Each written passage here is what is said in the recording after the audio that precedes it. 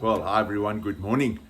Over the next while, you're going to hear some different voices on our daily devotional, and it's going to be audio, not video.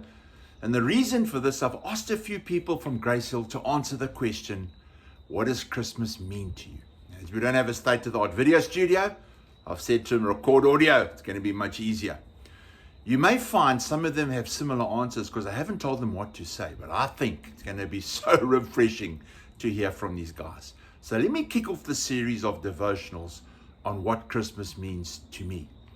I think over time, your and my answer to this question does change depending on our circumstances and where we are in life. I'm finding that the older I get, the more sentimental I'm becoming. I mean, what's wrong with me? But to be honest, for the last few years, the best Christmas present for me is having the family around for Christmas lunch. And the more family I have around the Christmas table, the happier I am. So, probably asking the question, how does this tie in with celebrating Christ's birth? Well, we all know the story.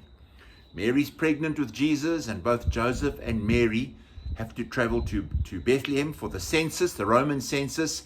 And they had to go to Bethlehem because that was Joseph's hometown. And when they arrive, everyone is there to register for the census, so there's no room at the local inn. And the innkeeper says, sorry for you, so Mary has to give birth in a stable. Sorry to burst your bubble, that's actually not correct. Joseph and Mary were with family.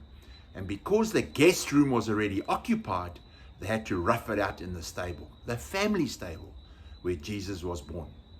Now you're probably saying to me, hey Brad, I'm not so sure. Well, you can check me out because I've just messed with your picture of the Christmas story. But you can read it in Luke chapter 2 and verses 4 to 7. Wait, I'm going to read it. I've got it here. Luke chapter 2, 4 to 7. Listen to this.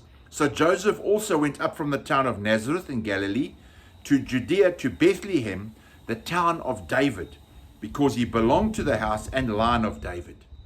He went there to register with Mary, who was pledged to be married to him and was expecting a child. While they were there, the time came for the baby to be born, and she gave birth to her firstborn, a son. She wrapped him in cloths and placed him in a manger because there was no guest room available for them. I'm reading from the NIV. That's what it says. No innkeeper and no inn.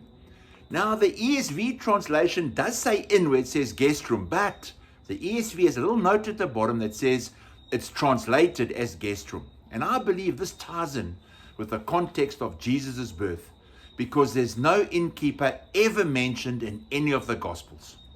Now, Mary and Joseph were with family for Jesus' birth. And as you and I celebrate Christmas this year, as best you're able, celebrate it with family. Amen? Well, I trust that you're going to have a great day. May God bless you, and thank you for sharing your morning with me.